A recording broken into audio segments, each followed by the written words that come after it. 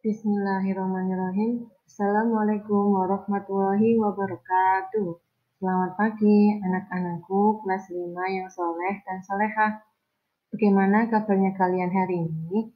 Semoga kalian meskipun belajar di rumah tetap semangat ya dan jaga kesehatan selalu. Hari ini kita sudah masuk tema 5, yaitu tentang ekosistem. Sebelum pembelajaran dimulai, alangkah baiknya kita berdoa terlebih dahulu ya. Bismillahirrahmanirrahim. Allahumma inni as'aluka ilman nafi'an wa rizqan thayyiban wa amalan mutaqabbala. Raditu billahi rabba wa bil islami dina wa bi muhammadin nabiyya wa rasula. Rabbi zidni ilma warzuqni fahma. Amin ya rabbal alamin. Hari ini kita sudah masuk subtema 1, yaitu tentang komponen ekosistem, yaitu muatan IPA tentang komponen ekosistem dan juga muatan bahasa Indonesia, yaitu tentang teks non-fiksi. Diperhatikan videonya dan dipahami materi pembelajarannya ya. Semangat! Yang pertama adalah muatan IPA, yaitu tentang pengertian ekosistem dan juga jenis makanan hewan. Nah, kita belajar yang pertama adalah ekosistem. Apa itu ekosistem? Nah, ekosistem adalah hubungan timbal balik antara makhluk hidup dan lingkungannya. Ekosistem ini terdiri dari dua komponen, yaitu komponen biotik dan juga komponen abiotik. Apa itu komponen biotik? Komponen biotik yaitu benda hidup. Contohnya apa benda hidup ini? Contohnya termasuk manusia, hewan, dan tumbuhan. Jadi manusia, hewan, dan tumbuhan termasuk dalam komponen biotik.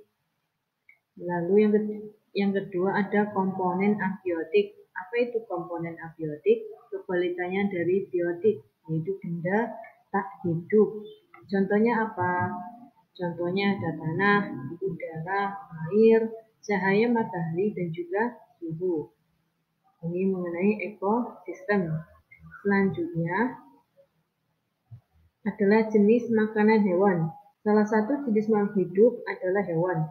Hewan ini tidak bisa membuat makanannya sendiri. Oleh karena itu, hewan memerlukan makhluk hidup lain untuk dijadikan sumber makanan. Nah, secara umum, jenis makanan hewan terbagi menjadi dua, yaitu tumbuhan dan hewan. Yang pertama, hewan pemakan tumbuhan atau yang disebut herbivore atau herbivora. Contohnya apa? Hewan yang memakan tumbuhan, ya, ada kelinci, ada unta, ada jerapah, kira-kira apa lagi? Ada kuda, sapi, kambing, dan yang lain-lain. Yang kedua yaitu hewan pemakan daging atau hewan lain yang disebut karnivor atau karnivora. Contohnya ada hewan burung elang. Burung elang ini bisa makan tikus, bisa makan ayam, bisa makan kadal. Jadi hewan ini sama-sama hewan tetapi memakan hewan yang lain. Selanjutnya ada ular. Ular juga sama, makannya katak ataupun burung. Selanjutnya ada singa. Singa juga termasuk hewan karnivora atau hewan pemakan daging. Yang ketiga yaitu hewan pemakan tumbuhan dan juga daging. Jadi dia memakannya dua, bisa tumbuhan dan juga bisa daging, yang disebut omnivor atau omnivora. Contohnya apa? Nah, ini contohnya ada bebek, ada beruang madu, ada apa ini? Ada kera dan juga ayam.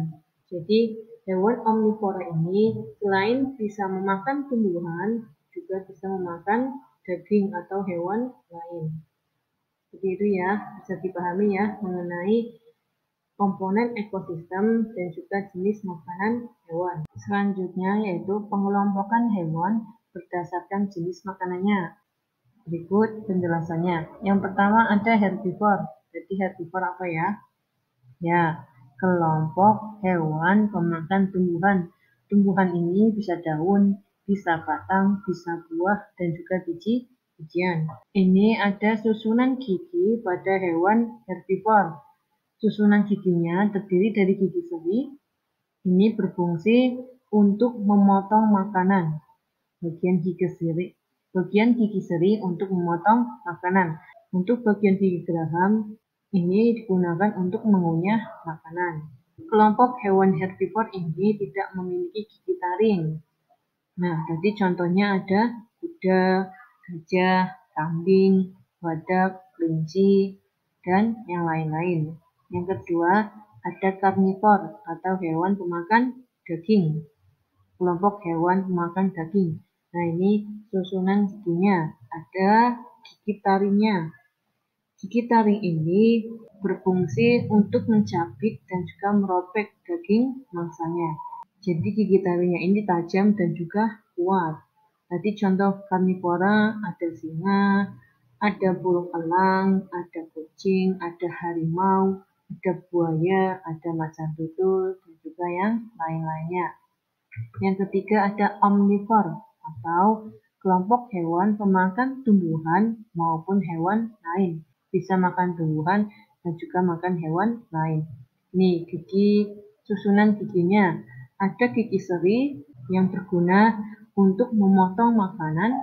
Nih, bagian depan ada gigi taringnya untuk mencabik dan juga merobek makanannya, daging mangsanya itu. Ada juga gigi geraham untuk mengunyah makanan tersebut. Contoh hewan omnivor tadi apa? Ya, ada beruang, orangutan, ayam, tikus, dan lain-lain. Yang keempat, ada insektor. Insektor ini adalah kelompok hewan pemakan serangga. Serangga itu contohnya semut, nyamuk, lalat, belalang, kecoa, dan yang lain-lain. Hewan insektivor memiliki lidah yang lengket dan panjang. Kamu pernah lihat kadal ataupun nyamuk yang menjulurkan lidahnya untuk menangkap mangsanya. Yaitu lidah ini gunanya untuk menangkap mangsanya. Contoh hewan insektor antara lain cicak, katak, terenggiling, dan juga bunglon. Selanjutnya yaitu daur hidup hewan. Ternyata hewan bisa mengalami daur hidup loh. Apa itu daur hidup? Daur hidup adalah proses perubahan dalam pertumbuhan dan perkembangan yang dialami hewan sepanjang hidupnya. Jadi, daur hidup hewan ini dimulai dari telur atau saat kelahiran hingga menjadi hewan dewasa yang dapat bereproduksi. Berdasarkan perubahan bentuk hewan, daur hidup hewan dibedakan menjadi dua, yaitu hewan bermetamorfosis dan juga hewan tidak bermetamorfosis. Kita bahas dulu yang hewan bermetamorfosis. Apa itu metamorfosis? Metamorfosis adalah perubahan bentuk tubuh hewan. Bentuk hewan muda sangat berbeda dengan hewan dewasanya. Nah, perhatikan gambar berikut. Nih, ada daur hidup nyamuk. Mula-mula dari telur, kemudian berubah menjadi larva atau jentik-jentik, kemudian berubah lagi menjadi pupa, kemudian dari pupa berubah menjadi nyamuk kecil atau nyamuk yang masih kecil, kemudian menjadi nyamuk dewasa. Kemudian kembali lagi nyamuk ini bertelur di perairan. Kemudian dari telur akan menjadi larva atau jentik. Terus sepanjang hidupnya nyamuk mengalami metamorfosis seperti ini. Dari telur, larva, pupa, nyamuk kecil menjadi nyamuk dewasa. Sepanjang hidupnya akan sama seperti ini terus. Nah, ini dinamakan dengan metamorfosis sempurna. Metamorfosis sempurna ini dicirikan dengan bentuk tubuh yang sangat berbeda antara bentuk telur saat menetas dan bentuk dewasanya. Paham ya? Untuk metamorfosis sempurna, jadi bentuk tubuhnya sangat berbeda. Dimulai dari telur sampai menjadi nyamuk dewasa. Berbeda bukan? Bisa dipahami ya mengenai hewan bermetamorfosis sempurna. Selain nyamuk, hewan yang mengalami metamorfosis sempurna juga ada lebah, kupu-kupu, dan juga lalat. Ini apa ini? Gambar belalang. Untuk belalang dimulai dari telur. Setelah telur menetas akan menjadi nimfa atau belalang kecil tapi tanpa sayap. Dari nimfa ini akan berkembang menjadi nimfa yang bersayap. Dari nimfa yang bersayap akan menjadi agak lebih besar. Setelah itu berkembang lagi menjadi belalang dewasa dengan sayap yang sudah sempurna. Kira-kira apa perbedaannya dengan tadi daur hidup nyamuk? Ya, tidak ada jentiknya, tidak ada pupanya. Jadi dari telur langsung menjadi sebuah belalang kecil yang tidak memiliki sayap hingga dewasa yang sudah memiliki sayap yang sempurna. Ini termasuk metamorfosis tidak sempurna, dicirikan dengan bentuk tubuh hewan muda tidak berbeda dengan dewasanya. Tidak, hewan mudanya hingga hewan dewasanya tidak berbeda, bentuknya tetap seperti ini, hanya berbeda sayapnya saja. Bisa dipahami ya, perbedaan metamorfosis sempurna dan juga metamorfosis tidak sempurna. Nah, selanjutnya adalah hewan tidak bermetamorfosis. Apa itu hewan yang tidak bermetamorfosis? Nah, perhatikan. Tidak semua hewan mengalami perubahan bentuk dan juga penambahan struktur tubuh. Jadi, hewan tidak bermetamorfosis adalah hewan yang tidak mengalami perubahan bentuk dan juga penambahan struktur tubuh. Ada hewan yang bentuk dan struktur tubuhnya sama saat masih muda sampai hewan tersebut dewasa. Ini contohnya hewan kucing. Dari anak kucing sampai kucing dewasa tidak mengalami perubahan bentuk dan penambahan struktur tubuh. Jadi bentuknya masih sama dan strukturnya juga masih sama. Berbeda dengan tadi yang bermetamorfosis, berawal dari telur, terus menjadi larva, pupa, dan seterusnya. Jadi ada perubahan bentuk dan juga penambahan struktur tubuh. Bisa dibedakan ya, mana yang termasuk hewan bermetamorfosis, mana yang tidak termasuk hewan bermetamorfosis. Selain kucing, hewan yang tidak bermetamorfosis antara lain ayam, ikan, dan juga kadal. Selanjutnya yaitu muatan bahasa Indonesia mengenai menjelaskan informasi penting dalam teks non-fiksi. Nah, apa itu teks non-fiksi? Teks non-fiksi adalah teks yang berisi informasi berdasarkan fakta atau kenyataan. Teks non-fiksi dapat kita temukan dalam artikel, surat kabar, ataupun majalah. Teks non-fiksi ini dapat dipahami isinya jika kita dapat menggali informasi pada teks tersebut. Nah, untuk menggali informasi pada teks tersebut, maka kita perlu membaca teks tersebut dengan seksama. Nah, langkah selanjutnya yaitu dengan menjawab pertanyaan berdasarkan teks yang telah dibaca.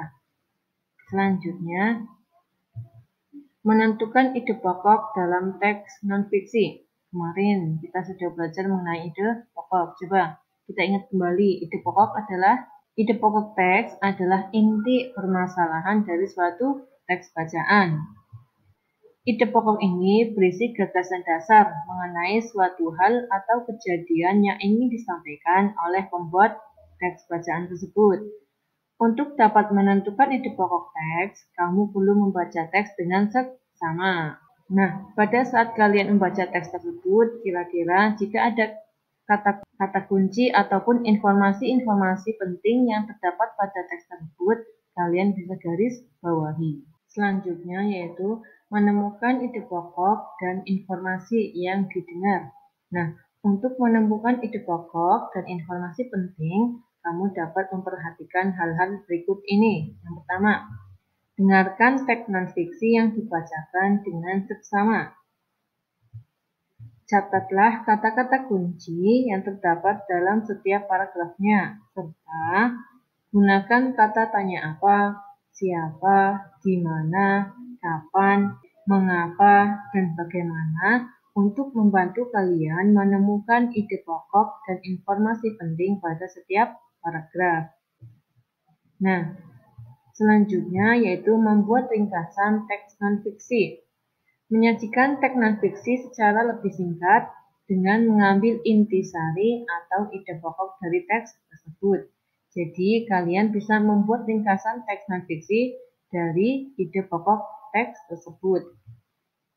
Hal-hal yang perlu diperhatikan saat membuat ringkasan teks non-fiksi. Yang pertama, membaca teks non-fiksi dengan seksama. Yang kedua, menentukan ide pokok setiap paragraf pada teks non-fiksi tersebut. Yang ketiga, menyusun ide pokok tersebut ke dalam beberapa kalimat menggunakan bahasa sendiri. Yang keempat, memperhatikan pemilihan diksi dan juga ejaan sesuai dengan EYD, ejaan yang disempurnakan. Selanjutnya yaitu menguraikan informasi penting dalam bentuk peta pikiran. Kita juga sudah pernah belajar ya mengenai peta pikiran. Peta pikiran merupakan suatu cara mencatat kreatif dan efektif yang disajikan secara ringkas. Peta pikiran biasanya disajikan berbentuk cabang seperti pohon. Nih contohnya, misalnya judulnya teks bacaan adalah siklus hidup nyamuk.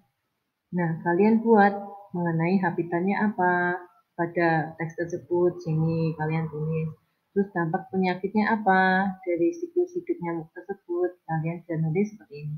Ini salah satu contoh mengenai peta pikiran. Nah, selanjutnya yaitu mempresentasikan informasi dalam peta pikiran yang telah dibuat.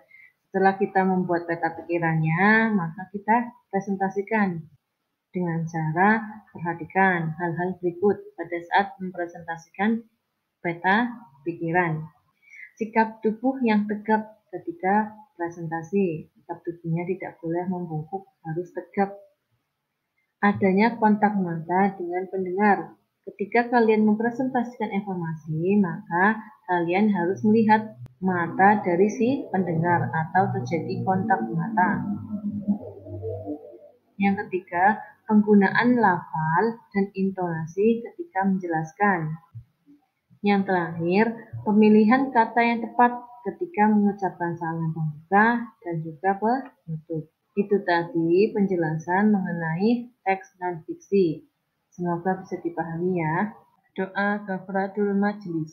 Subhanakallahumma wa bihamdika asyhadu an la ilaha illa anta astaghfiruka wa atubu ilaik.